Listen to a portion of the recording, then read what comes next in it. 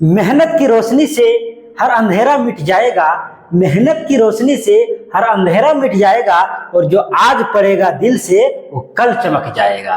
तो आइए बच्चों, मैं मिथुन एक बार फिर से स्वागत करता हूं आपका अपना YouTube channel study with Mithun sir में। और काफी दिनों तक हमारा वीडियो नहीं आया था, कुछ प्रॉब्लम था। आइए आज से बिल्कुल रेगुलर रहेंगे और आज हम लोग पढ़ने जा रहे हैं क्लास 10th का एक्सरसाइज 1.2 का क्वेश्चन। ठीक है, 1.1 अगर आप नहीं पढ़े हैं तो हमारा वीडियो चैनल पर डाला हुआ है, आप प्लेलिस्ट में जाइए, क्लास 10 का अलग प्लेलिस्ट बना दिए हैं, वहां पर आपको वीडियो मिल जाएगा देखने के लिए। ठीक है, चलिए आइए शुरुआत करते हैं।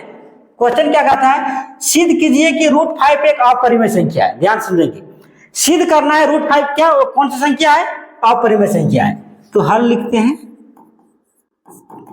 ठीक है, और मान लेते हैं, माना √5 एक परिमेय संख्या है, एक परिमेय संख्या है। ध्यान से समझेंगे, हमको सिद्ध करना है कि √5 एक अपरिमेय संख्या है, लेकिन हमने मान लिया क्या, √5 एक परिमेय संख्या है। क्यों माना है, आइए आइए समझते हैं। अगर ये परिमेय संख्या, बताइए √5 बराबर हम क्या लिख सकते हैं, p/q, जहां p तथा q सअभाज्य संख्या है, p तथा q सअभाज्य संख्या है, सअभाज्य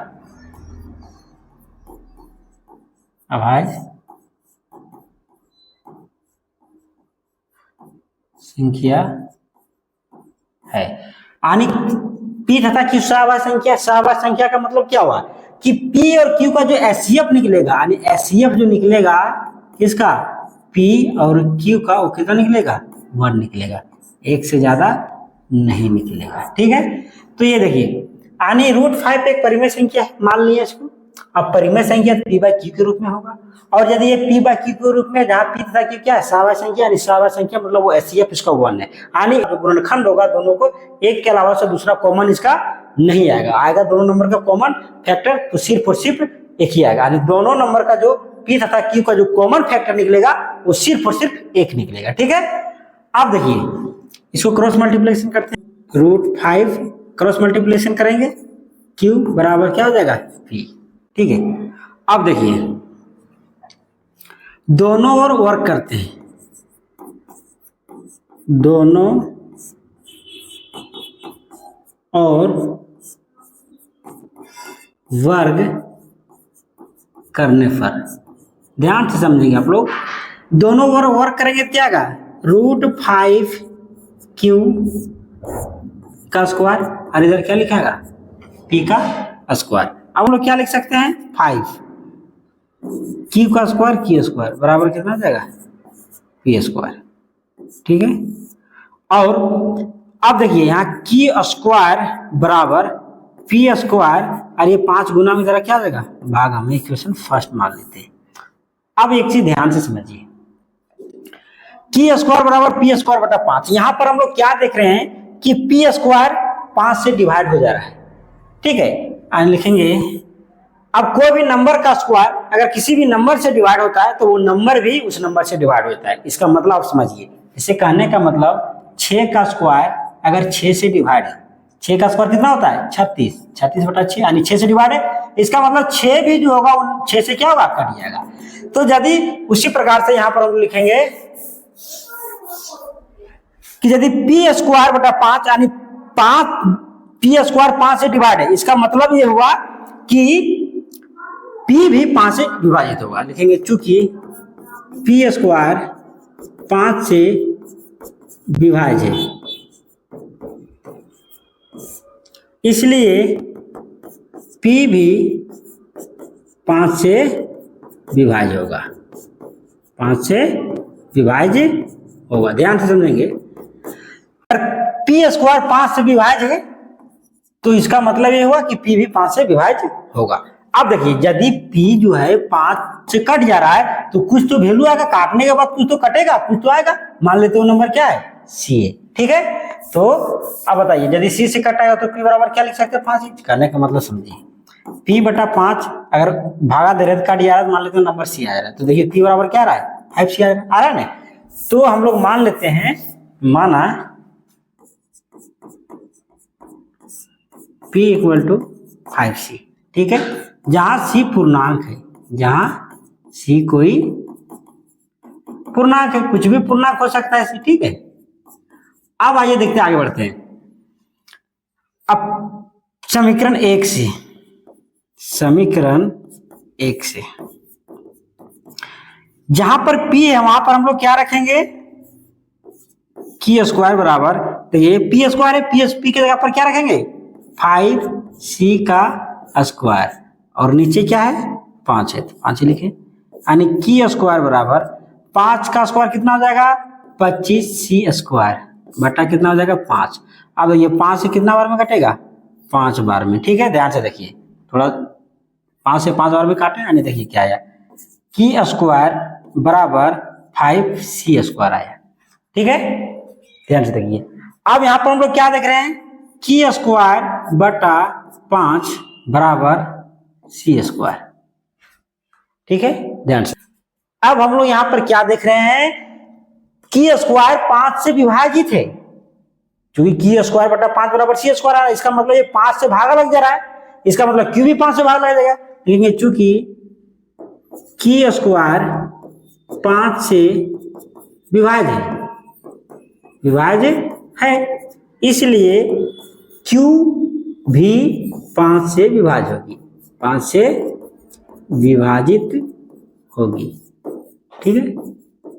यानी कि यदि की स्क्वायर 5 से विभाज्य है तो Q भी 5 से विभाजित होगी। जिस प्रकार से P स्क्वायर 5 से विभाजित था तो P भी 5 से विभाजित होगा, उसी प्रकार की स्क्वायर भी 5 से विभाजित हो रहा है, इसका मतलब Q भी 5 से विभाजित होगी।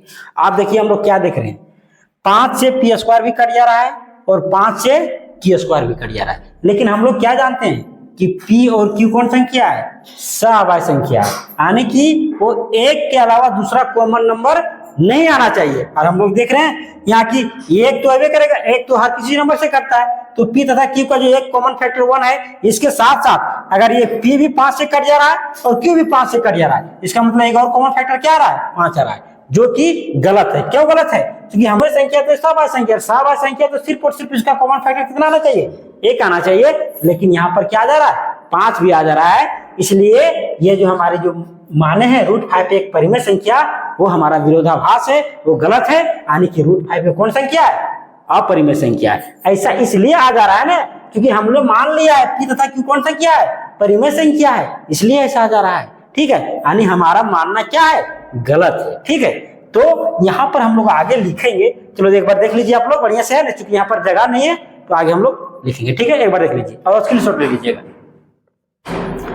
ठीक है। आप लोग देख लिए होंगे, चलिए इसको मिटाते हैं और आगे हम लोग लिखते हैं, क्या लिखना है सो देखिए। क्योंकि देखो हम लोग क्या देख रहे हैं, 5 से P स्क्वायर भी कट जा रहा है और 5 से Q स्क्वायर भी कट जा रहा है, ठीक है। तो ये जो है यह विरोधाभास प्राप्त हो रहा है, लिखेंगे क्योंकि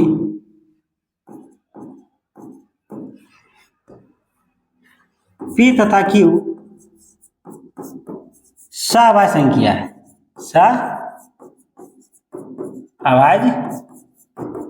संख्या है, जिसका HCF 1 होगा। लेकिन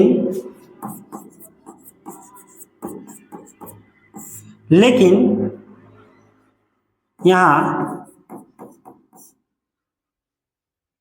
P तथा Q का HCF बराबर 5 आ रहा है ना, अभी जो हम लोग सॉल्व कर रहे थे वहां पर उसका HCF कितना आ रहा है 5 आ रहा है।